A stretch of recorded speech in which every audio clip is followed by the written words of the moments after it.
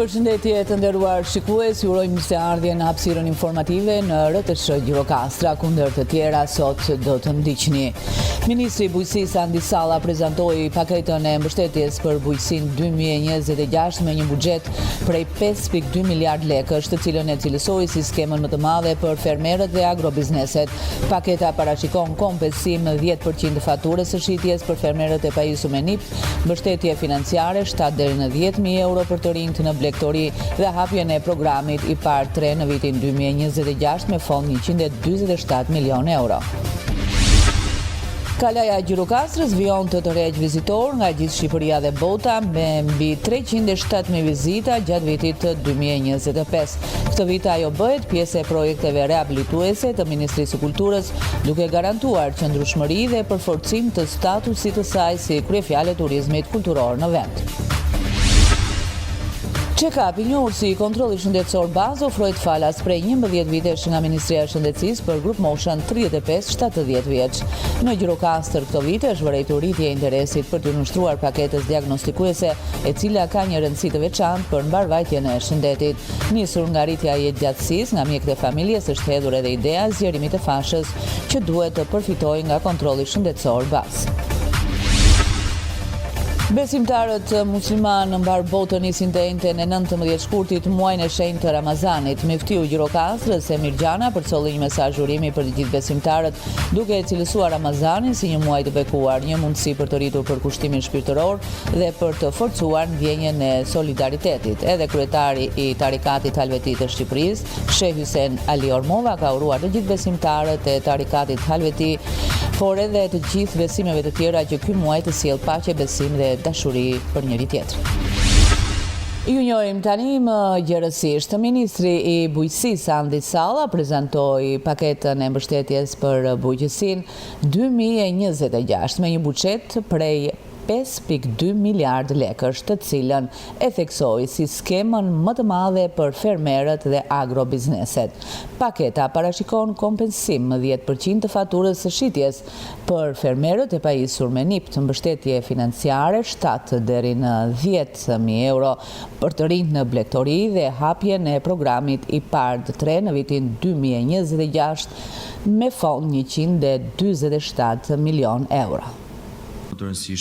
Ministri i Bujqësisë dhe Zhvillimit Rural Andis Salla prezantoi sot paketën e mbështetjes për bujqësinë dhe zhvillimin rural për vitin 2026, duke e cilësuar si skemën më të madhe ndonjëherë për fermerët dhe agrobizneset shqiptare. Ministri Salla nënvizoi se paketa e këtij viti me një buxhet total prej 5.2 miliard lekësh ofron një qasje të integruar që synon në rritjen e prodhimit, formalizimin e tregut dhe përmirësimin e potencialit tregtar të fermerëve.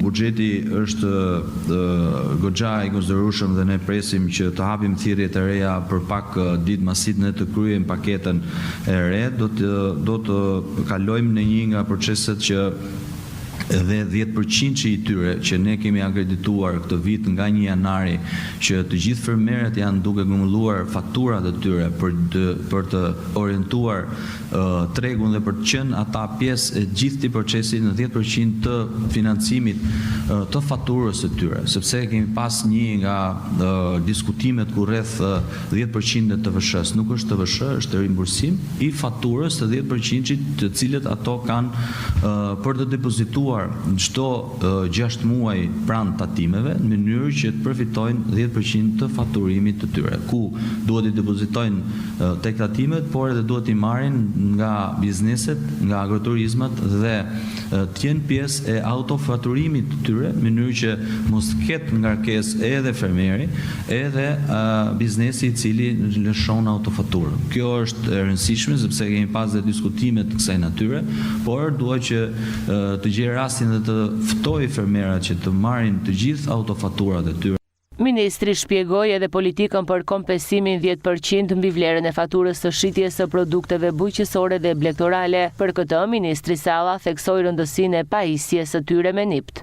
në paketën 5.2 miliard lek në financimin drejt për drejt të tyre apo pjesën e pagesave direkte pranë SHPR-s, por kjo është dhe një mundësi shumë e mirë që çdo faturim i tyre të kalojë në 10% të faturës ku ne do t'i kalojmë në llogarinë e tyre. Do të marr një shembull, nëse një nga bizneset një fermer do të faturoj deri në fund të vitit 10 milion lek të reja, ne do të patjetër kalon 1 milion lek në llogarinë e tyre. Pra është shumë e rëndësishme për ta dhe për të kaluar ne në një fazë ku fermeri të ndihmohet të kalojë në një proces më të avancuar duke i mbështetur qeveria shqiptare me këtë mundësi kaq reale, pa kaluar në procedura, pa kaluar në aplikime, por thjesht në mbështetjen e tyre duke grumbulluar autofaturat. Dhe kjo na kalon në një formalizim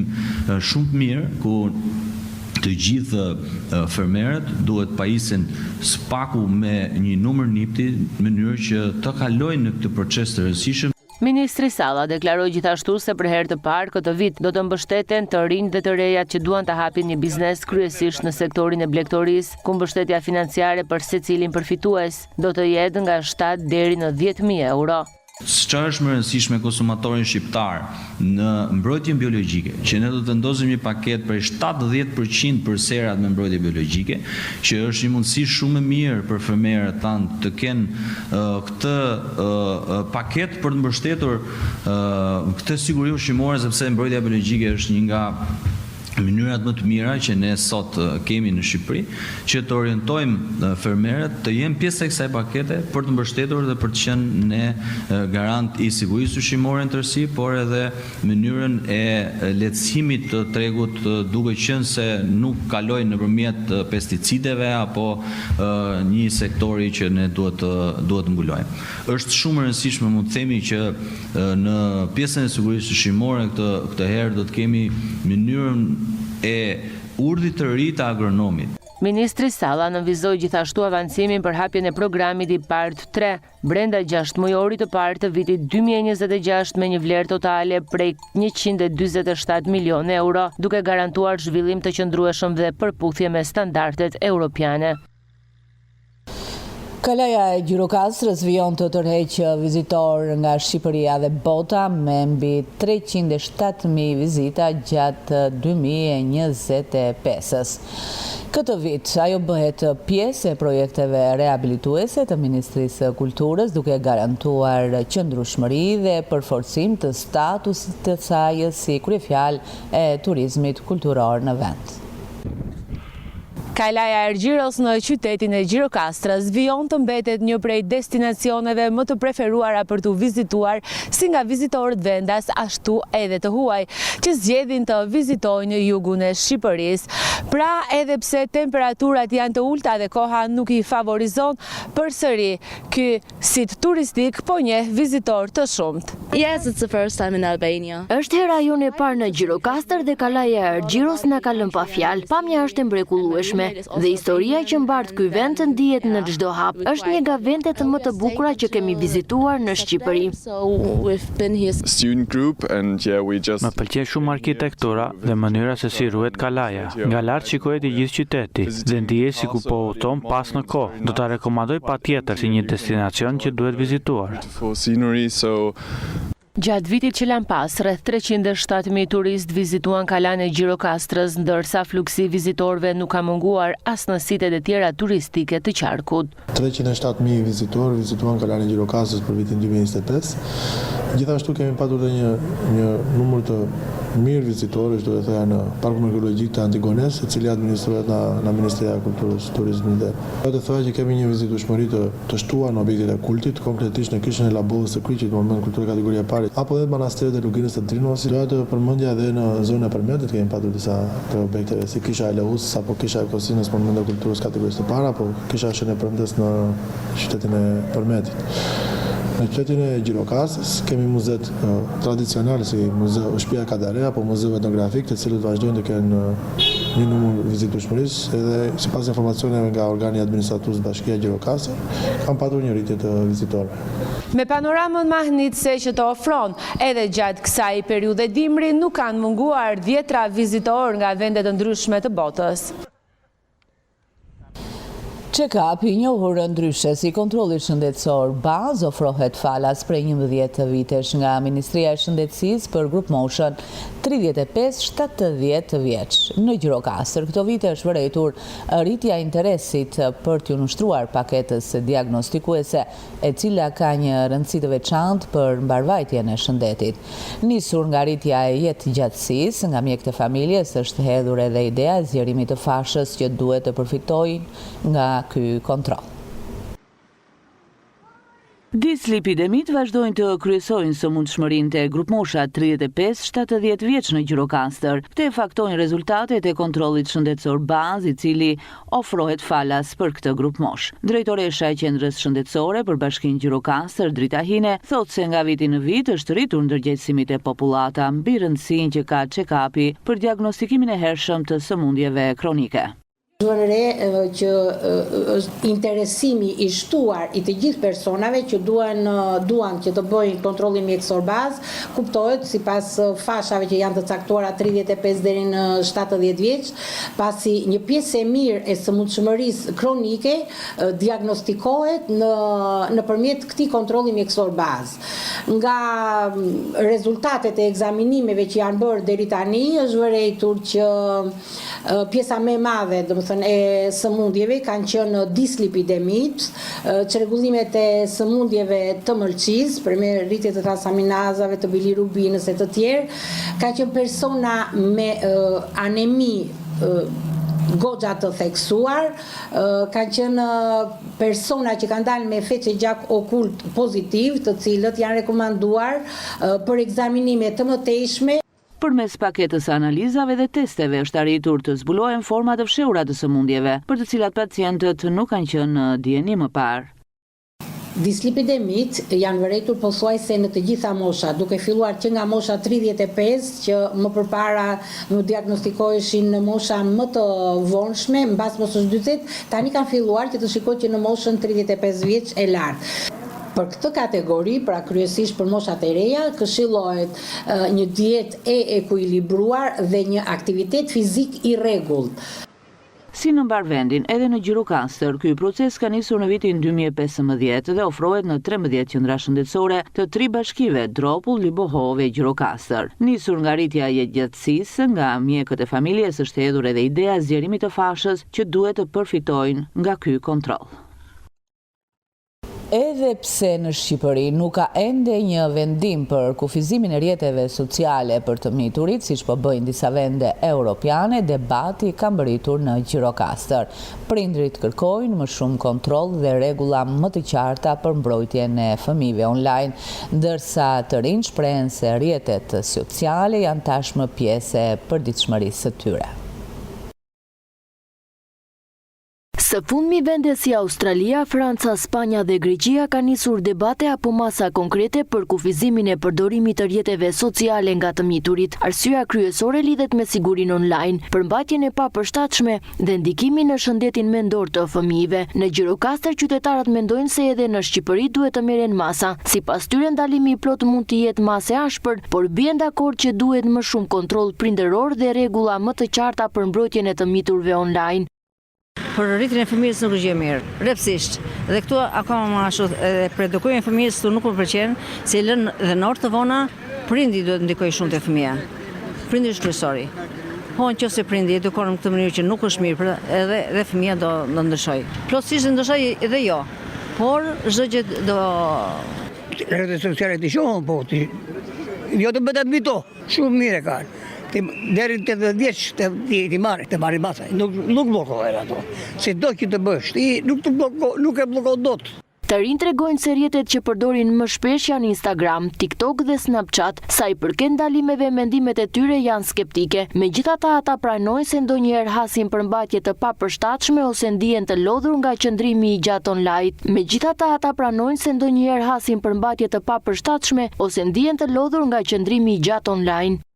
Disa platforma që ne përdorin janë Instagrami, TikToku, Snapchati. Po shpenzojmë disa orë. Sa shtetet ndalohen, por mendoj se duhet që fëmijët jenë më të kontrolluar dhe nuk pajtohen plotësisht që të mos lejohen. Më shumë që përdorin munden TikToku, Instagrami, Snapchati, po edhe Facebooku në këtë rast.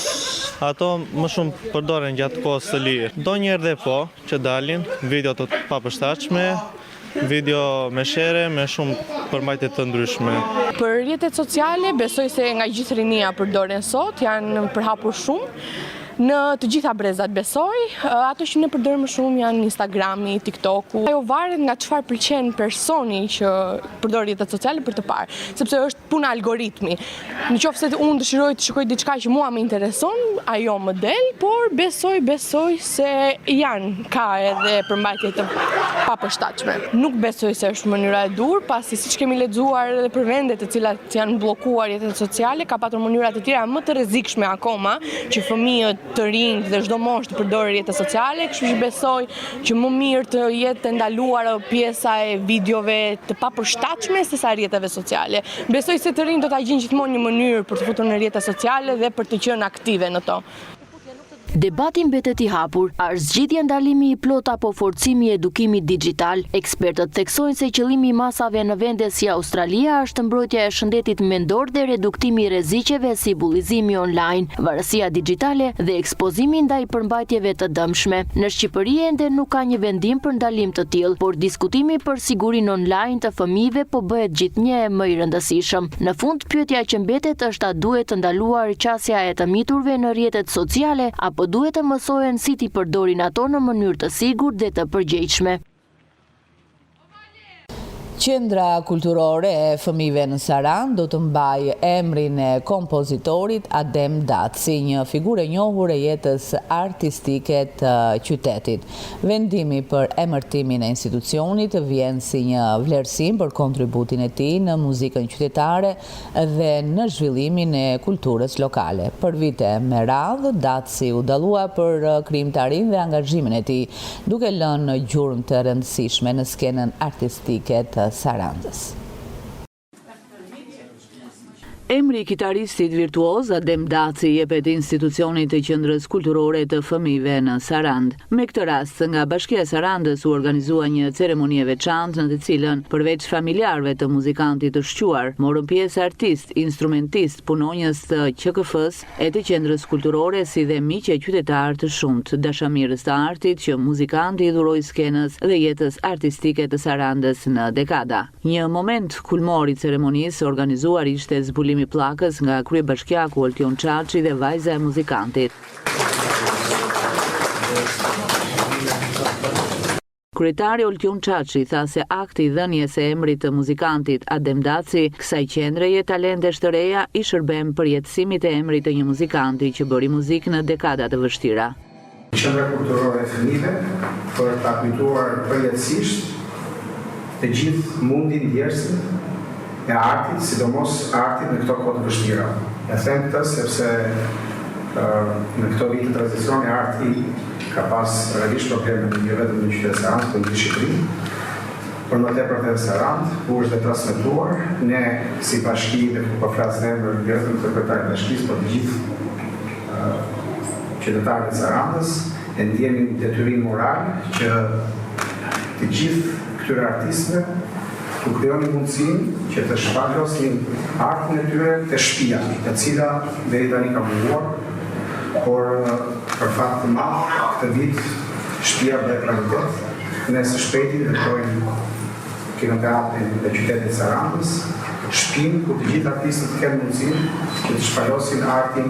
Duke vlerësuar bashkinë dhe Këshillin Bashkiak për vendimarrjen, Eva Tare, mbesa e Adem Dacit, falenderoi në emër të familjes. Është një vlerë I madh për familjen tonë dhe një vlerësim I madh për figurën e tij. Në emër të familjarëve të mi, doja të falenderoja Bashkinë Sarandë, në veçantë kryetarin e saj Oltion Çaçi, I cili kujdeset për figurat që kanë lënë gjurmë në artin dhe kulturën e Sarandës. Gjithashtu gjithë përfaqësuesit që kanë marrë vendimin për këtë gjë dhe gjithë organizatorët që kanë bërë këtë event sa më të përshtatshëm. Bashkëpunëtor të Adem Dacit në formacione orkestrale dhe në estradën me emër të Sarandës sollën kujtime nga puna me të. Ishte mësoja prej tij. Dhe në rrugën time të punës time e kam pat shembull, kam pat tillë. Qendra kulturore e fëmijëve që merr emrin e tij është nder. Që të kesh emrin e një instrumentiste të tillë. Profesori përveç se luante muzikë, me timiditeti ishte shumë magjepës, por unë edhe në ato bisedat që kam bërë me të, kam marrë shumë, me ka qenë magjepës dhe me bisedat që ai ne bënim bashkë. Ishte frymëzim i madh, jo vetëm për muzikën, po jepte frymëzim dhe për jetën. Ta kujtojnë Ademin se ka qenë njerëz shumë i rrallë. Mua më ka munguar jashtëmarrësisht se kam patur afërmitet jashtëmarrësisht. Adem Dati ishte kitarist i njohur në Saran dhe në nivel kombëtar. Kontributi i tij ka një vend të veçantë në jetën artistike dhe muzikore të rajonit të jugut të Shqipërisë për disa dekada, në interpretimet e tij me kitar, veçanërisht në muzikën e lehtë dhe atë qytetare. U nda nga jeta në 12 janar 2022 duke lënë pas një trashëgimi të pasur artistike në komunitetin sarandiote më gjerë. Besimtarët muslimanë në mbar botën nisin të njëjtën e 19 shkurtit muajin e shenjtë të Ramazanit.